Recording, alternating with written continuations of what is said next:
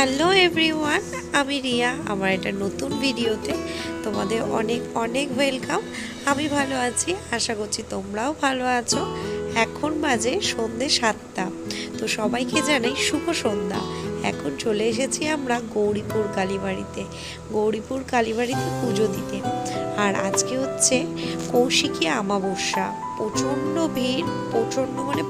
ভিড় থাকে প্রত্যেক বছরই এই অমাবস্যার দিনে, বা যে কোনো অমাবস্যাতেই মন্দিরে ভীষণ ভিড় থাকে। আর আমরা এবার চলে এসেছি পুজো দিতে। আমার বর এখন ধূপকাঠি মোমবাতি ধরাচ্ছে। আর আমরা প্রায় সপ্তাহেই আসি গৌরীপুর কালী মন্দিরে পুজো দিতে।